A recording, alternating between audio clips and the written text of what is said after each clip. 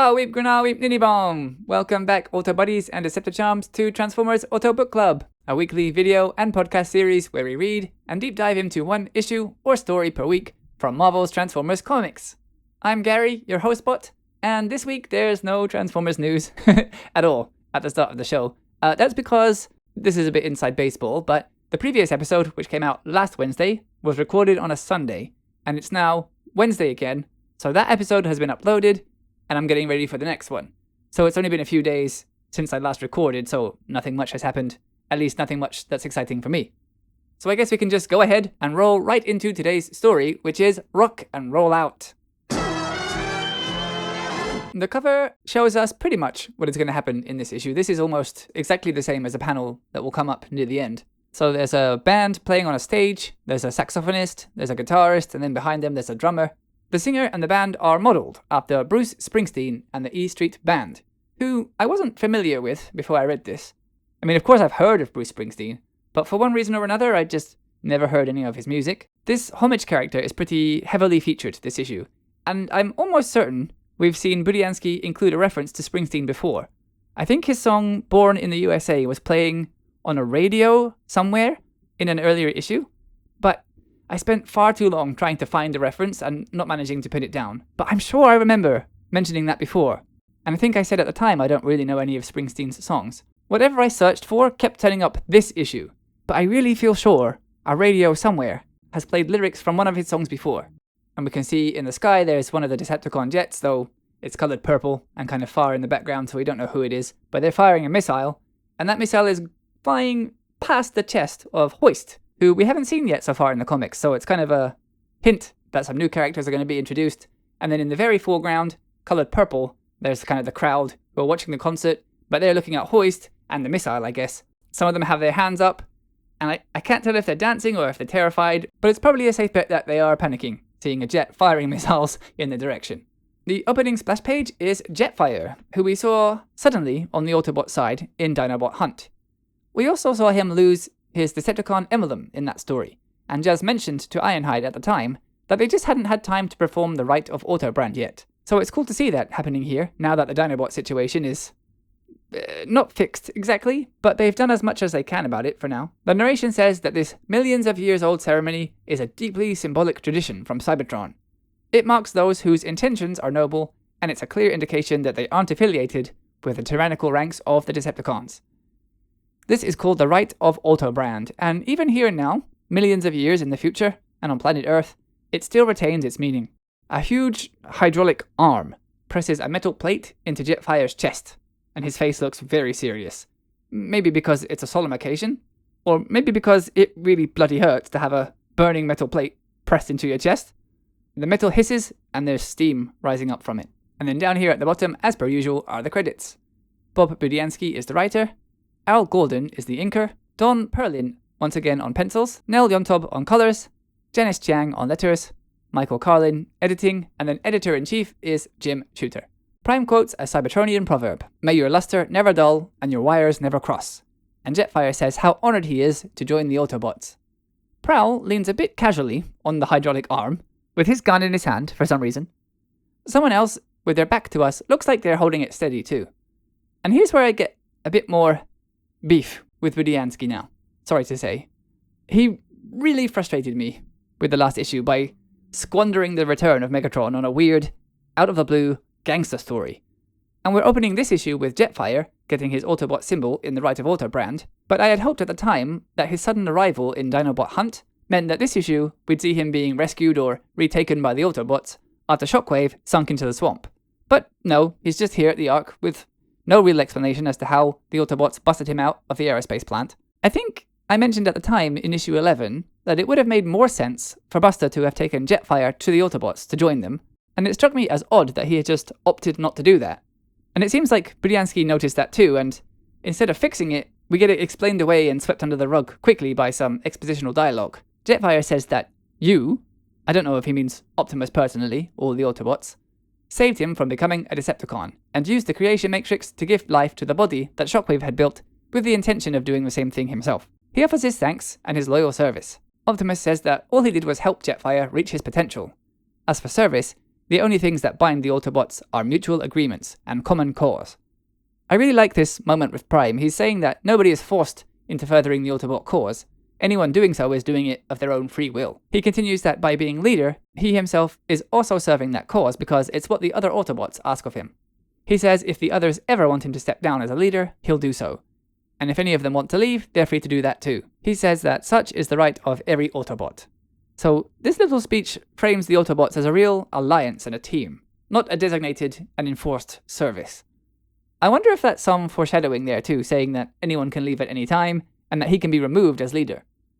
He holds up a strange object. It looks a bit like Aladdin's lamp. He says inside it are the donated fuels of Jetfire's new Autobot brethren. His acceptance of it symbolizes him becoming one of, and one with, the Autobots. This is a bit similar to that weird oath we saw Ratchet and Megatron make some issues back, but having it be fuels this time instead of just fluid makes it sound more like it's a little bit of everyone's blood instead of anything else. It looks like Jetfire has tipped it up on its side and there's like a little spout, so I think he's pouring the blood inside himself. Though the art makes it look a bit vague. And with that, Jetfire is welcomed to the Autobots. There's a shot of the Ark from outside, and the narration says that Prime's joyful words echo around the cavern the Ark is in. And minutes later, Prime is taking Jetfire to see the other new additions to the Autobots. They've been built on Earth specifically to protect it from the Decepticons, who have caused significant casualties recently, back in the big brawl at the end of Primetime. Thurman is back to cramming the pages with text, but as you'll see later, this story is front-loaded with a bunch of stuff, and then changes to be entirely about other things by the end. Prime explains that adding Jetfire, and others like him, to the Autobot ranks is essential for them to keep up their ability to oppose the Decepticons. And while that's going on, Ratchet is working on repairing all those who are damaged to get them operational again.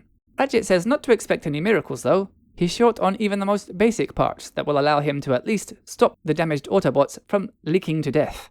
He adds in that some of them might never fight again, which Ratchet seems to have a habit of saying lately. The Autobots have been sustaining some really life-threatening injuries, I guess. Prime asks Ratchet to do what he can to save them, though for their own sakes and not for Prime's. He knows Ratchet is doing the best he can with what he's got. Budiansky is really putting in work in this opening to show Prime as a fair, open and honest leader, in control but not demanding, requesting what he needs done, but understanding things on a more than surface level. Sure, he needs everyone repaired, but he also knows that Ratchet only has so much he's possibly able to do. And he specifically points out that he wants everyone restored for their own sakes, not just to bolster his numbers, and to allow him to throw them into battle against the Decepticons again. This Prime feels really at odds with Furman's current Prime, who feels a lot more like an authoritarian and a tactician. So I really hope that eventually there's some balance between the two somewhere. Later, elsewhere in the Ark, Prime tells Wheeljack that the news from the medical bay isn't great. But how about Wheeljack's work with the mind bank? Wheeljack says that everything is wired up and ready. The engrams they're about to try to use are over 4 million years old, but if anyone can wake them up, it's him. Jetfire is confused and asks what they mean by all this. But Prime says he'll see, and he asks Wheeljack to start the process. Wheeljack pushes a button, and 5 crystals are lowered by mechanical arms into 5 things that look like ray guns mounted on a console. Actually, this reminds me of something that's really niche. I don't know if they even have these outside of England, but in certain amusement parks in the UK when I was a kid, there were these big dioramas of like firefighters made out of plastic, and then in front of them were 5 guns just like this, and then from the guns you shot water at the targets that were in the diorama, and then if you hit them with enough water, it would cause something to happen. And I really loved those as a kid because it was really fun to see what you could make occur by hitting the targets with water. But like, I think I only ever saw them at like Wicksteed Park or something. I don't know what they're called even, but I loved those when I was a kid. In front of those gun-looking things are 5 inanimate bodies. The console hums and gets louder and louder as the energy inside builds. The 5 gun-looking things shoot 5 beams, 1 at each of the empty bodies, and the transferal process begins. Grapple, hoist, smokescreen, skids, and tracks all have yellow lasers firing into their eyes. They all wake up and are confused about what's going on and where they are, but Prime tells them that they're among friends. Wheeljack says that even after 4 million years, their minds seem intact, and Prime explains the situation. While he and some of the others went on the mission to clear the asteroid belt in the Ark, these 5 made copies of their minds in case Prime needed some backup during the mission. Whether that means that Prime and the others also copied their minds because the mission was very dangerous and would potentially end with their deaths, it doesn't say, but that would be sensible, and grounds for some kind of clone story later on. Poor Ratchet has just mentioned that he's low on parts, and I wonder how much that has to do with the Ark having constructed 5 new Autobots too. It seems like Ratchet should be able to request it to fabricate any parts he needs, but that's me thinking too much about plot particulars again. I guess we'll never get a full rundown of exactly how repairs are done and how new Transformer bodies are made, but we do get a bit of an explanation about these crystal mind backups. Prime says that their engrams were encoded as patterns of light within the crystal vessels. So, Cybertronian science! Science! After that, the Ark was ambushed by the Decepticons, so I guess they had no time to activate these backups because they would have needed time to fabricate the bodies for them, and then after that they crash-landed on the Earth, where the Autobot and Decepticon war now continues, and for which their backup is finally needed. The Ark built them these new replica bodies, and now Prime has put their mind backups inside, so the 5 new/old Autobots live again. Or live twice? Maybe their old selves are still on Cybertron somewhere, and we won't go into that for now. Prime appoints Bumblebee as their mentor for now to teach them about Earth and help them get used to life here. Bumblebee seems happy to do it, and he starts dropping Earthling knowledge right away by telling them that humans would call him a tour guide. Prime asks Grapple to stay behind though. As an architect on Cybertron, he needs his expertise at the Ark for something. I have to admit to having a soft spot for Grapple and Hoist, even though in the cartoon they're pretty ineffectual, and in one of the few episodes they are actually in, intentionally defy explicit orders from Prime. But they're silly British gents with fancy accents and delicate sensibilities, and it amuses me. They're in so little of the cartoon that I look forward to seeing how well or not we get to know them in these comics, and yes, I will be reading them in those voices in my head the entire time. The new Autobots transform, and Prime reminds them that this is a training mission. Under no circumstances should they engage the enemy. So, calling this a mission is just asking for trouble, isn't it? A quick drive around to see a bit of Earth with Bumblebee should just be a field trip. Once you start throwing around words like mission, things start to look a bit serious. The new additions are unused to their Earth approximations of their vehicle forms, and comment on how weird they feel. Some of them are not sure they like their new bodies, but B tells them that they need to stay this way to blend in on Earth, and the new members are surprised to learn that all Earth vehicles are pretty much variants on these shapes. To save what must be a real pain-in-the-ass colouring job in these small panels, all of the Autobots are coloured red in this last panel. The ground is yellow and orange, and the scenery is purple, and there's like a white dust cloud, and the sky is blue. Personally, I like how it looks, but it's a bit psychedelic, and that appeals to me. I think it was just a time-saving measure for Nel Yomtov, but I like it all the same. At the top of this page we had all 5 of the new Autobots, plus Prowl and Prime, and someone else there, coloured dark purple. So these crowd scenes must really have taken a lot of time and effort to do, and all of this way before digital colouring and easily being able to correct any mistakes or accidents. Nell, and I mean like all comic colorists, had to have had insanely steady hands. That's crazy. And imagine the pressure of that too, like if you make a mistake and ruin a page, like that's not just your work, that's a penciler and an inker's work that's also gone too. I don't know how they did this back in the day. And like, how do I put this? There are, I couldn't even name a number, millions, maybe billions of pages of comics that were done this way, right? Like, it's something that from this far in the future, you just don't think about how much time and effort went into all these things because it was just what was done at the time. You don't necessarily stop to think about that. We leave Bumblebee trying to answer all the questions his newly awakened comrades have and join another mission. This time 2 miles off the coast of Oregon, where 4 ships and what looks like, to my novice eyes, an aircraft carrier are all travelling together. From inside, Great Big Blackrock says that this isn't his idea of a fun weekend, and the man standing with him aboard one of the vehicles says that this isn't his either. But Blackrock requested to see what the military were doing about the situation aboard his oil rig, so this is the situation they find themselves in. Just like Bumblebee is escorting the 5 Autobots, this man, Barnett, is Blackrock's escort. Blackrock and Barnett sound like a detective crime-fighting duo. Instead of thanking him, Blackrock asks Barnett to remind him to thank him someday. I don't quite know why he phrased it that way, but he says he's glad to see that the government are doing something useful with his tax dollars, and that just happens to be spending it on him. Barnett asks him to keep his voice down. Apparently the sailors on the ships think that he's a naval officer, which apparently he isn't.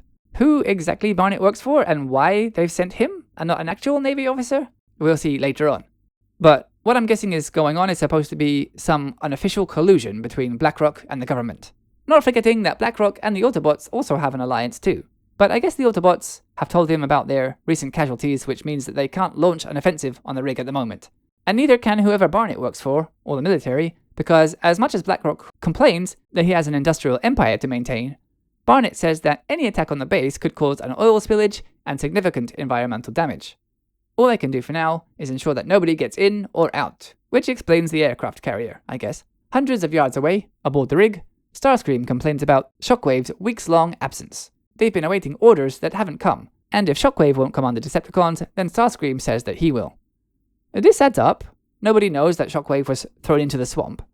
Skywarp says that the rig is surrounded right now, so it doesn't even make a difference which of them is in command, and Thundercracker agrees. Even with their combined firepower, they can't stand up to the human ships.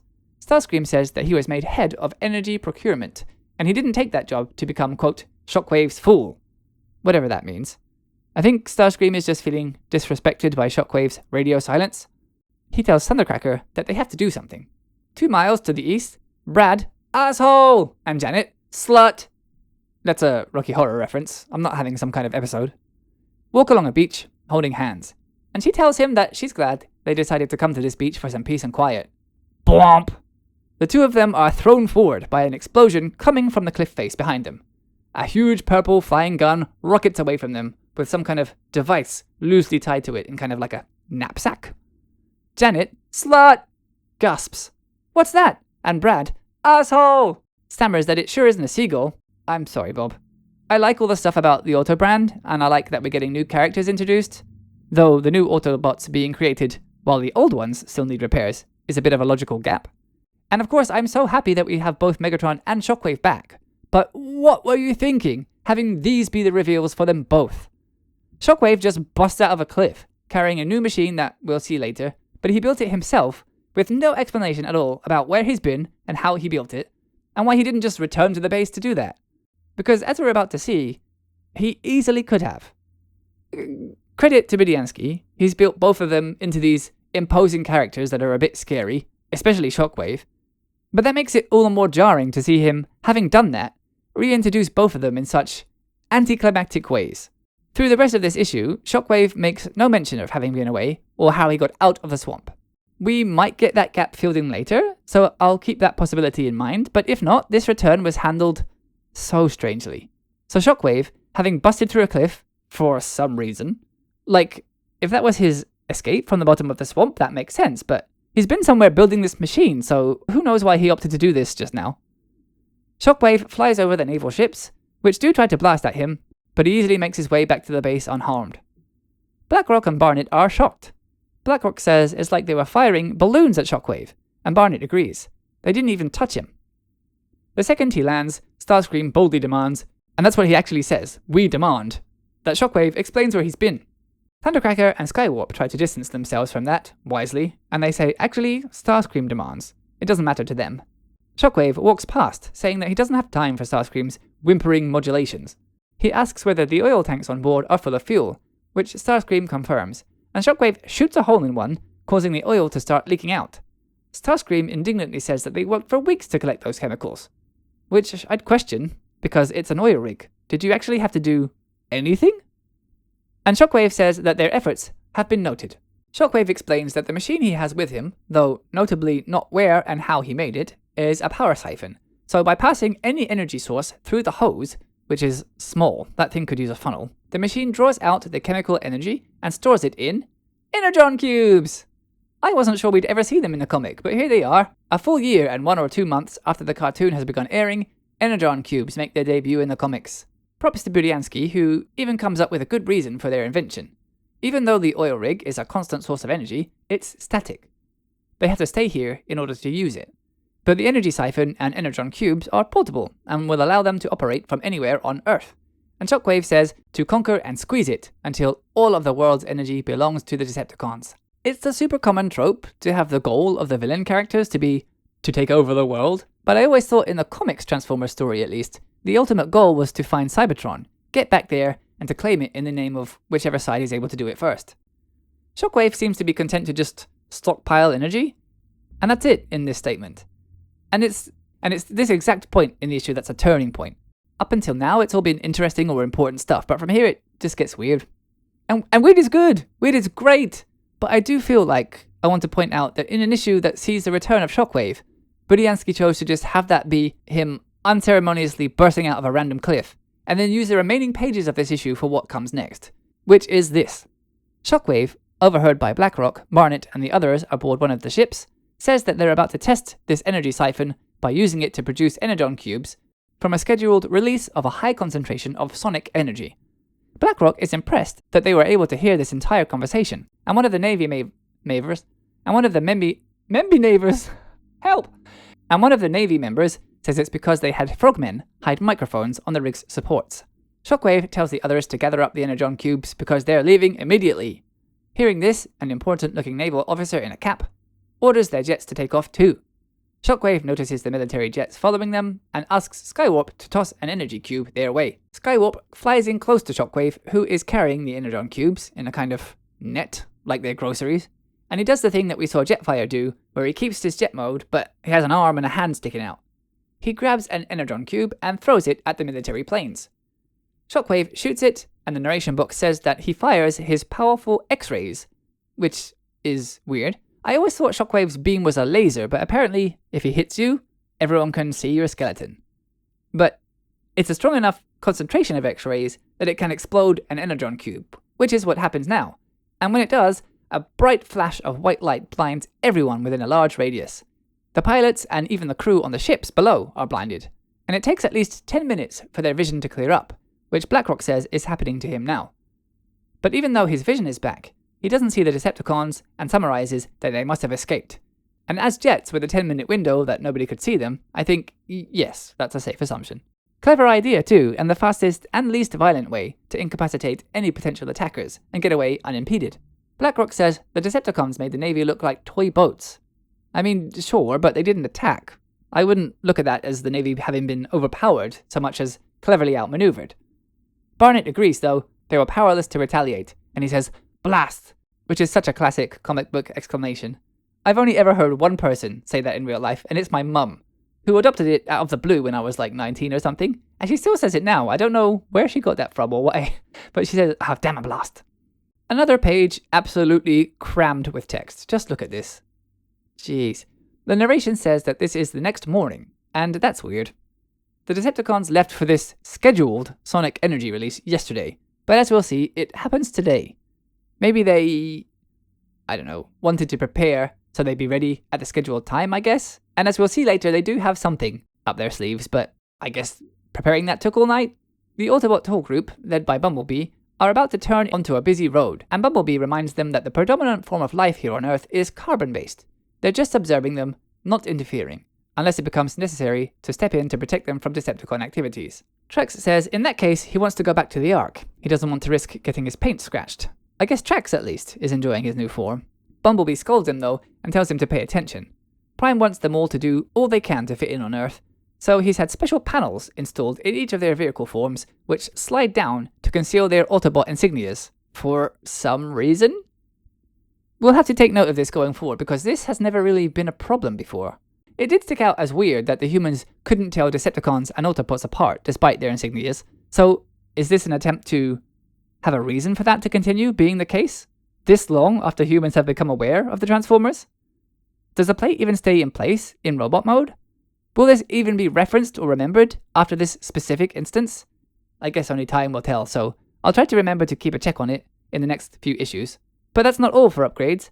Wheeljack has also installed what Bumblebee calls facsimile circuitry, which when activated, somehow produces a mannequin to sit in the driver's seats.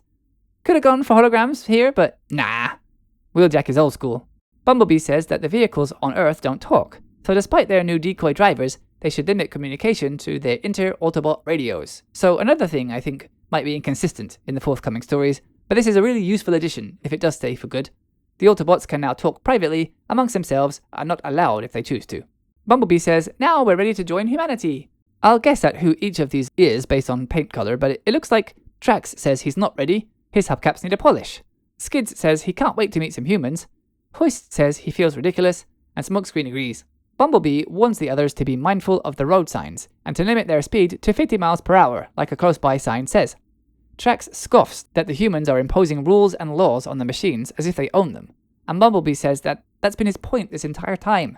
Cars are not autonomous beings on Earth. Humans are responsible for them. He tells the others to watch. He's going to use his mannequin to handle the talking at the fueling station they're about to turn into. The attendant asks Bumblebee, who goes first, how they can help, and B asks him to fill his and his friend's tanks. There's a radio playing nearby, and coming from it in the artwork, we can see slightly modified Bruce Springsteen lyrics from Dancing in the Dark. And Skids asks, what is the nature of the audio signals coming from the radio, finishing with fellow human, which the attendant finds odd and wonders about. He answers though, everybody knows that's Brick Springstern and the 10th Avenue Band. So Bruce Springsteen becomes Brick Springstern, and the E Street Band, for some reason, becomes the 10th Avenue Band. He says that the radio has been playing their music all week in the run-up to the big concert this evening at the stadium. I'm gonna stop to add an asterisk here. I was really unfamiliar with Bruce Springsteen. I don't know if that's my age or because I'm from the UK or both, but he was huge, especially at this time. His album, Born in the USA, was the highest-selling album of 1985. I thought it might be fun to listen to the tracks of his that are referenced in this issue, and it turns out I have heard Dancing in the Dark somewhere before. But I have to admit, I have not been converted into a Bruce Springsteen fan from this experience, much as I would have liked to have been. This is another time that we need to consider more than just the comic to make this story make a bit more sense. A reference to the biggest rock star of the time would have been a fun gimmick back then, and Budiansky certainly seems to be a fan. I'll be honest and say that it didn't do much for me. The second half of this issue is pretty odd, but I do think if it had been someone like Prince or Kate Bush, I'd have gotten much more of a kick out of it. Anyway, the attendant mentions the upcoming concert, and, if you haven't put it together yet, that's the scheduled sonic energy burst that Shockwave is planning to convert into Energon. We won't go into the science of whether or not sonic/sound energy could be converted into fuel, and how it's going to even enter the hose on the energy siphon. This is a silly, wacky adventure, right? And I think just for me, personally, it would have benefited from being its own story, without all the important stuff loaded at the front there. The new Autobots and their adventure with Bumblebee, and the return of Shockwave, who creates the energy siphon, would have been a good, more weighty issue, and then this story on its own would have made for a fun, light-hearted one. Smashing the two together like this makes this issue really unbalanced. But I don't think that was, of great concern at the time. Skids says, via his mannequin, concert? And the attendant says, yeah, the biggest one for years, with 80,000 in attendance. So yeah, Bruce Springsteen was a big deal. But then he asks, hey, how do you talk with your mouth shut? So, looking at it isn't the tip-off that it's not a real person. The mannequin must just be super, super lifelike. Skids says that this Springstern produces a most interesting sound, and the attendant tells him how he can tune into the radio station himself, which Skids thanks him for. Another attendant comes to Bumblebee's pretend driver for payment. After filling up 5 tanks of gas, it comes to $82.40. I don't even drive, but I know that's making some of your toes curl. B asks them to charge it to his BlackRock Gold Priority card, and his dummy hands it to the attendant without turning to face him. And he stammers, sure. BlackRock has a credit card too? It's insane how many ventures this guy has going. The cars drive off, and the attendants talk for a moment about the weird interaction they just had. The guy handing over the credit card seemed to be double-jointed, and another was a ventriloquist. Maybe they were part of a traveling circus, one suggests. But the other says, those stiffs? Nah. Someone asks Bumblebee if all they need to get fuel for themselves here on Earth is a plastic rectangle. And at some length, B explains the Autobots' alliance with BlackRock, their promise to defend him from the Decepticons, and that Wheeljack has built converters into each of them.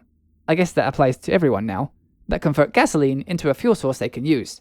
This actually takes care of something I noticed in the cartoon, that the Decepticons seem to be obsessed with Energon and Energon cubes, and the Autobots, at least as far as I can remember, never use or make them.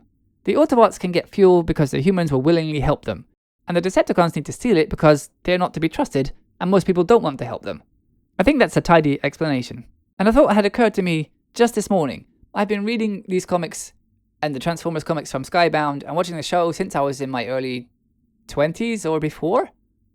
It's never really occurred to me how, in the 80s, this could easily be looked at as an analogy for big energy companies and hoarding resources and basically capitalism.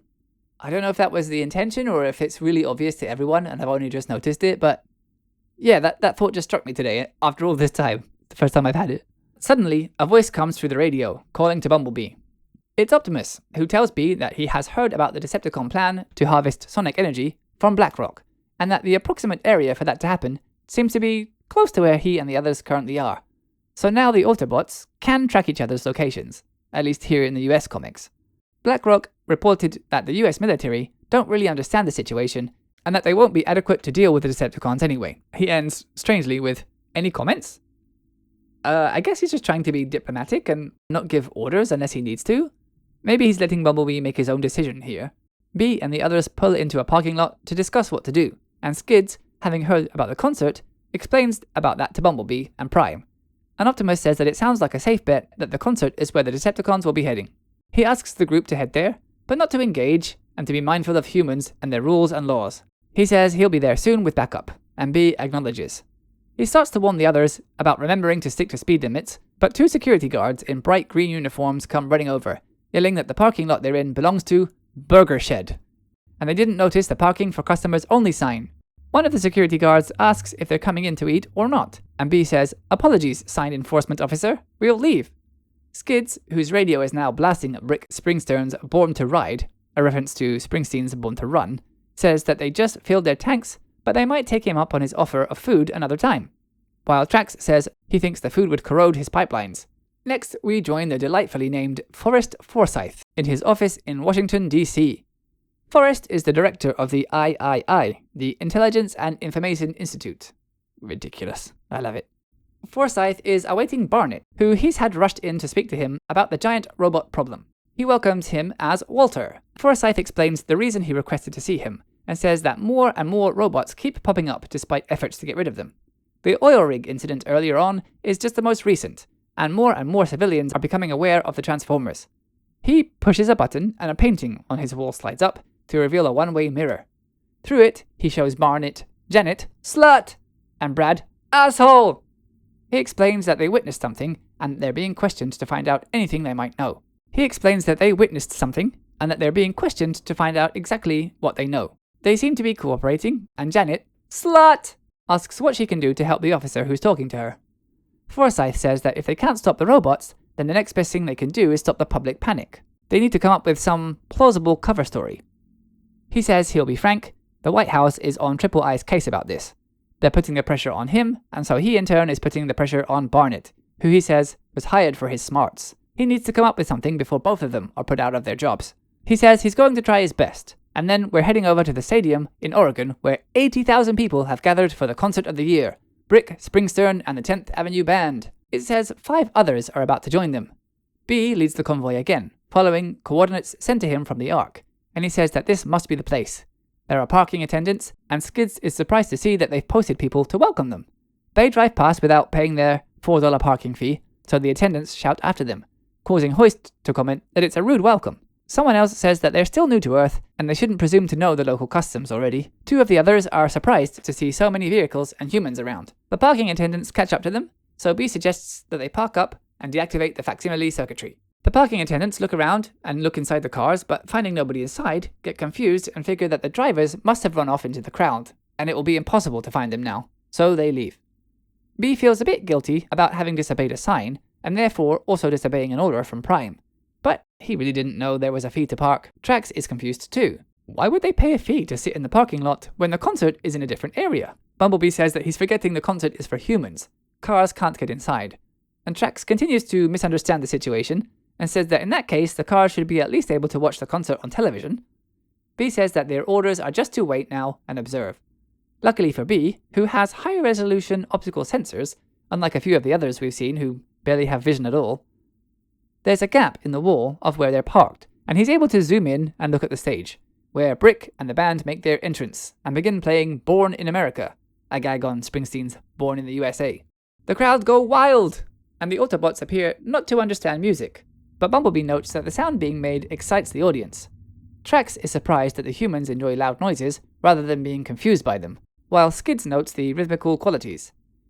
When Trax asks what he means, he says he likes it. A short time later, Skids notices something is off, and says that something's wrong with the music. Trax says, "Oh, so finally you agree with me." But Skids says, "No, something about the sound has changed, like part of it is missing now." Bumblebee agrees, and he can see the audience becoming unhappy with what they're hearing. But the band seem to be playing just as they were before. But then he notices something that he didn't see earlier, and we can see a strange device on the end of a long cord hanging from the lighting rig above the stage. B guesses that that's what's causing the problem. He figures that the Decepticons put it there and that they should go investigate, though they'll have to go to the area behind the stage, which is where the cable appears to be coming from. So much for not letting the new guys engage, B. I guess leaving them there alone might have also been just as risky as having them tag along, but oh no! There's a sign that says authorized vehicles only beyond this point. B says, wait, Optimus told them to obey human signposts, but Skid says, there are 80,000 people at this concert, and the Decepticons are ruining it for them all. Bumblebee comes around to his way of thinking and says, you know what? Maybe reading signs is too advanced for this mission anyway. They've been reading and trying to obey them all day, and they haven't gotten it right once. And he drives by, clipping the mesh fence the sign is hanging on, knocking it over, and causing the sign to bounce off with a bonk. Two stagehands notice the Autobots pulling in at the same time. B notices that the cable seems to lead right into the ground, and using his hook to sever the cable, Hoist says, well, now it goes nowhere. It says the result is noticeable right away, and there's a shot of the crowd going crazy again, using Yomtov's clever labor-saving colouring again. Brick, Springstern and the band are playing Margarita, Jump a Little Lighter, which is a play on a song titled Rosalita, Come Out Tonight. The two roadies come over and talk to the Autobots, trying to tell them that this area is out of bounds. But before they make it to them, 3 Decepticons burst out of the ground in front of them. So lots of Decepticons just smashing through rock this issue. We don't get an explanation as to how these 3 got under the paved ground, and Shockwave never really explains how or why he burst through the face of a cliff either. Anyway, Bumblebee yells, Decepticons! Right away, the jets transform and take off, and the crowd cheer, thinking that this is all part of the show. Starscream calls the Autobots fleshling lovers, and he says that they've ruined his plans, so he now orders the other 2 to destroy them. Bumblebee transforms and tells everyone else to do the same, and to prepare for battle. Hoist objects because Prime specifically told them not to do that, and to wait for him to arrive. But Bumblebee says, I'm running this class, not Whoops! The ground is still unstable from the Decepticons leaping out and through it, and it gives way under him, causing Bumblebee to fall into the chasm. Truck says that they're on their own now, so they should make Bumblebee proud. He fires his shoulder-mounted laser at the jets and manages to land a hit on one, and there's an explosion in the sky above the stadium. Skids says he agrees and freezes another of the jets with his liquid nitrogen rifle. Smokescreen fires his jamming missile at the remaining jet, saying it'll mess with their aim. And there's another explosion. But part of one of Starscream's cluster bombs hits the lighting rig above the stage. The keyboard player notices and yells, it's collapsing! And Brick, mid-song, stops to ask what's happening, before he realizes that part of the stage is falling. Luckily, Hoist is nearby and offers some help by grabbing onto the scaffolding to keep it from falling. Hoist introduces himself and tells the band not to worry. He can take care of the broken parts, so they should just continue to take care of the audience, so that they don't get worried. Brick says to his sax player, who he calls Big Man, which is a reference to Bruce Springsteen's real sax player, Clarence Clemens, nicknamed Big Man because he was 6 feet 5 inches tall, that Hoist is right. There are 80,000 people present, and there's a potential for a huge-scale panic. So Brick explains to the audience that Hoist is part of the show, and launches right into their next song. The crowd go wild once again, and don't notice Hoist sneakily using an acetylene torch from his arm to mend the lighting rig. While all this is going on, the ground that collapsed under Bumblebee led him to an underground cavern that the Decepticons had carved to serve as a place to gather energon. So I guess that's what they were doing all night. He spots and recognizes Shockwave's machine as an energon siphon, and he says he's seen one before on Cybertron. From that, he's able to piece together that the Decepticons must have been using it to convert the sound energy from the concert into energon cubes, a whole bunch of which are piled up in the cavern. But as he's noticing all this out loud to himself, which characters in this comic have a bit of a habit of doing, a voice comes from off the page to say, not anymore, Bumblebee. It's Shockwave, whose name B also calls out in surprise, which makes sense since at this point the Autobots assume he's at the bottom of a swamp getting rusted or disintegrated. Shockwave is furious that the Autobots severed the siphon's cable, and he says that when they did that, it created electrical feedback that fused its circuitry, and therefore broke the entire machine. Sure, yeah, why not? You're already turning sound into fuel, which makes absolutely no sense, so yeah. Cutting one auxiliary cable busted the entire thing, why not? Shockwave has B alone here too, and could easily kill him, but there's a lot of energon laying around here, so it makes sense that he doesn't want to fire off a shot. It could cause the entire stockpile to explode and kill both of them. B says that Shockwave has no right to take something from humans which doesn't belong to him. I feel like that's a strange argument to make about sound, but earlier the Transformers didn't even understand music, but they did see how fired up it got the audience, so maybe that reaction makes a bit more sense if you consider that. It really must have looked to be like the music was powering the humans or fueling them up in some way. I'm bending the narrative again to make it make sense in ways I do not think it ever set out to again, but who knows? It could have been Budiansky's logic here too. Shockwave brushes B's comment off and says that it's illogical for any Transformer to have sympathy for such primitive, contemptible creatures. He says he takes what he wants from them, and that now what he wants to take is their lives, and he transforms into gun mode and flies out of the hole. So, I'll do some plot bending again here. He doesn't just shoot the Energon to decimate the arena because he wants to take that stockpile back to the base with him. Well, we might be reaching a turning point now, and crossing over from the comic, initially having the Decepticons make super smart plays, to their goals becoming less clear and solid, I think. At first, Shockwave needing energy and the aerospace plant made a lot of sense, right? He had the Matrix and he wanted to create a bigger army for himself. But we didn't know his goal beyond that, and it seems maybe neither did he or Budiansky. There's one unresolved thread here that might be what he's angling at. They have contacted Cybertron, and we don't know the outcome of that, so the only possible reason I can see now for Shockwave wanting a vast Energon stockpile is that they're trying to get back there, which will require a huge amount of energy. That might be the case, and he just got back, so he hasn't said so, right? And I hope so, because otherwise the story might fall into a similar vein as the cartoon, where the Decepticons are just attacking places to get energy with no real reason or goal beyond that, besides giving the Autobots a reason to fight them. I hope we don't head down that road. I might be quite literally jumping the flying purple gun for now, but just for the moment, Shockwave's intentions are not very clear. And not forgetting that Megatron is back and, I assume, walking around somewhere, or heading for Fortress Sinister, the aerospace plant, or the oil rig. So, anyway, silence falls across the arena as 80,000 people now see a colossal form float above it, looking unmistakably gun-shaped. B, grabbing an Energon cube, thinks to himself that Shockwave can easily reduce this entire crowd to ash. But, he realizes, to do that, he has to actually hit them. He raises the Energon cube and throws it up towards Shockwave, who is high above the crowd now, along with the 3 jets. He seems a bit small now. Shockwave's scale seems like it's changed from before, when we saw him at the rig. But then again, an arena is massive too, so maybe that's just how he looks in comparison to that. Bumblebee is an amazing shot. The Energon cube enters Shockwave's gun barrel right as he's firing his... It says X-ray beam again. Was it really always X-rays? Or does that just sound sciencey?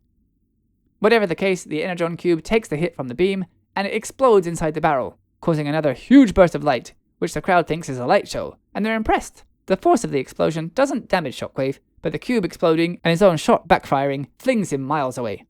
Which, since he was flying, makes this fit just about right. He doesn't get injured, but he can't compensate for being unexpectedly pushed with extreme force, and the already injured Decepticon jets, who tussled with the Autobots earlier, see their leader retreating and follow. B has somehow managed to escape the hole. Maybe Hoist told him up or something. And the Autobots transform back into car mode, which startles the security people from earlier. Someone just assumes and yells that they must have been the ones to cause the problems with the sound, which is a bizarre leap to make, but okay. B says that they've just realized that they're not authorized to be in that area, and all of them drive away, with B saying bye-bye. One of the others tells B that they're hoping the humans appreciate his newfound respect for the rules, and B says he just hopes they appreciate them leaving. After driving a few miles, the convoy come across Prime and the others driving in the opposite direction on the same road. Prime wants to know why they've left their posts, and B explains that they've confirmed that there's no Decepticon threat at the arena. At least, not anymore. They pull over and gather somewhere, and Optimus asks whether or not they saw the Decepticons there. B explains that they did, but they drove them off in a battle, against his direct orders. Optimus restates those orders. They were not to engage until backup arrived, but he ends with saying that B put them all at risk of danger, so he comes off like a concerned dad, giving you a stern talking to, but explaining that what he told you to do was for your own safety. B says that he accepts fault, apologizes, and is prepared for any reprimand Prime wants to give. But Prime, thinking on it more, says that B is always loyal, and the team did overcome great odds in doing what they did. He summarizes that B only did what he felt he had to do, which B agrees with. He says there was no other choice. Prime asks, "Oh, why is that?" B says that if there's anything he's learned from this mission, it's that here on Earth, no matter what happens, the show must go on. And the last panel shows us Brick singing, with Big Man next to him wailing on his sax. And that's the end of Rock and Roll Out. Another really strange issue this time. There was lots of interesting stuff right there at the beginning. We got 5 new Autobots, we got the Right of Auto brand, B touring the new guys around, which I wish had been its own issue with Ratchet involved. But never mind. And then that back half feels like a bit of a shoehorned in Bruce Springsteen fanfiction, at the expense of making first Megatron and now Shockwave returns really odd. I hope in the coming issues, some of the earlier threads come back and drive the story again, but for now, the formerly leaderless Decepticons are about to have 2 leaders, but seemingly no clear plan or direction. I guess we'll find out what they're going to do as we continue. So I hope you'll join me to find out in the next one, but until then, all that's left for me to do is the same thing as I do every week. First, I had to thank my patrons, Mel and Corey, who kicked me a few bucks this month. It really helps me find time during the week to make this show. It means I don't have to cook once or twice a month, and that gives me more time to write notes, to edit images, to edit audio, and to slap everything together into a video. If you would like to help support the show, you can head over to patreon.com/Transformers AutoBook Club, and there you can become an Auto Bestie or a Decepticon Padre. The only thing that gets you right now is a shout out and a thank you at the end of every episode, but I'm hoping to rectify that soon. I'd like to do some new things for Patreon supporters. If you don't have the money to spare though, and you'd like to support the show for free, there are plenty of ways you can do that too. If you're a YouTube viewer, you can like the video, share it around, give it a comment, and of course subscribe if you haven't done that yet. And if you're a podcast listener, you can leave me a review on your podcast platform of choice. If you'd like to hear about other comics I've been reading, which are numerous, you can find me on Blue Sky at Clarion Comics JP. And if you'd like to chat with me, some previous guests, and some listeners too, you can join us on the Discord, which you can find by following this QR code or the link in the description of the episode. So I hope I'll see you again next week, but until then, and as always, take care, be kind, and do good. Till all are one.